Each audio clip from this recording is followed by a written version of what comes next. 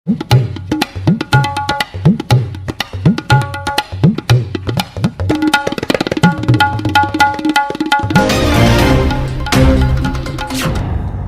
के लिए दिन रात मेहनत करके संपत्ति अर्जित करना हर किसी माँ बाप की चाहत और सपना होता है, लेकिन जब उसी संपत्ति के लिए औलादे माँ को मुखाग्नि ना दे तो ऐसे में बात सोचनीय हो जाती है। इस तरह की घटना समाज को झकझोर देती है। औलाद को बुढ़ापे का सहारा माना जाता है। हर माँ बाप उम्मीद करता है कि बुजुर्ग होने पर बच्चे उनकी देखरेख करेंगे और उन्हें सहारा देंगे, लेकिन मथुरा में एक ऐसी घटना सामने आई है जिसे जानकर आपका सिर शर्म से झुक जाएगा। नमस्कार, आदाब, आपका स्वागत है। आपके साथ मैं हूं ताहिर खान। आज हम आपको पूरी कहानी बताएंगे, तब तक आप चैनल को सब्सक्राइब कर दीजिएगा।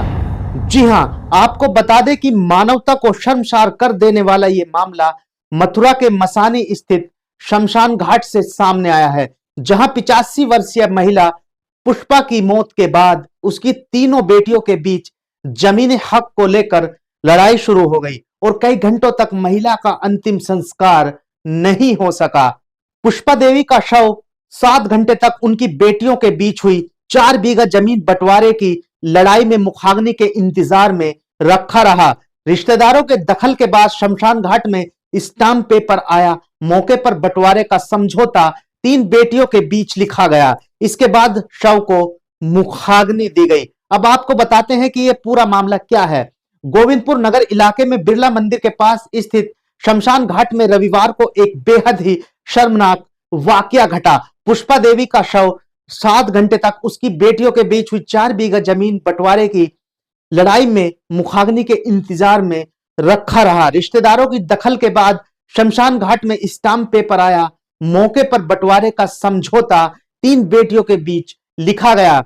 इसके बाद शव को मुखाग्नि दी गई। पुष्पा मूल रूप से नगलछीता गांव की रहने वाली थी। उनके पति गिरिराज प्रसाद का निधन पहले ही हो चुका है। पुष्पा देवी का कोई बेटा नहीं था। वह शादीशुदा बेटियों के यहां रहकर अपना जीवन काटती थी। वर्तमान में वह अपनी बेटी मिथिलेश पत्नी मुरारी निवासी की गली नंबर 5 आनंदपुरी शहर कोतवाली के यहां रह रही थी। शनिवार रात को उनकी बीमारी से मौत हो गई। सुबह 10:30 बजे करीब शव को बिरला मंदिर के पास स्थित मोक्षधाम लाया गया। यहां लकड़ी लगाकर चिता तैयार करने के बाद उस पर शव मुखाग्नि के लिए रख दिया गया। इसी बीच मृतका पुष्पा देवी की बड़ी बेटी शशि निवासी सादाबाद, जो कि विधवा है, वे अपनी बहन सुनीता के साथ पहुंचती हैं। वहां दोनों ने बखेड़ा खड़ा कर दिया। कहा कि मां के नाम पर 4 बीघा जमीन थी। उसकी वसीयत मिथिलेश ने अपने नाम लिख ली। इसके आधार पर वह पूरी संपत्ति को अकेले रखना चाहती है।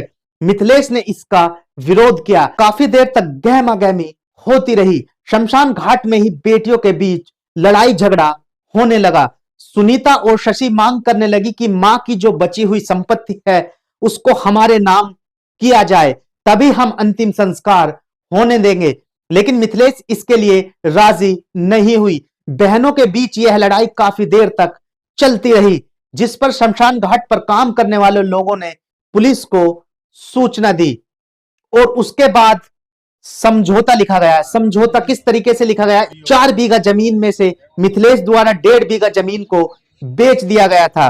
2.5 बीघा जमीन बची थी। समझौते में तय किया गया कि 1 बीघा जमीन विधवा शशि को दी जाएगी और बाकी की जमीन में बराबर का बंटवारा सुनीता और मिथिलेश के बीच किया जाएगा। जिसके बाद मौके पर गोविंद नगर और शहर कोतवाली पुलिस भी पहुंच गई। पुलिस मौके पर पहुंची, लेकिन वह भी काफी देर तक तीनों बहनों को समझाने में असफल रही। इसके बाद रिश्तेदारों ने दखल दिया। आखिर में शाम करीब 6 बजे तीनों बहनों के बीच एक लिखित समझौता हुआ, जिसमें लिखा गया कि मृतका की बची हुई संपत्ति को शशि और सुनीता के नाम किया जाएगा और स्टाम्प मंगवाकर समझौता लिखा गया। तब जाकर अंतिम संस्कार हुआ। इस पूरे घटनाक्रम में करीब 8 से 9 घंटे लगे और शव शमशान घाट पर ही रखा रहा। तो अभी के लिए बस इतना ही। आप चैनल को सब्सक्राइब जरूर कर लीजिएगा।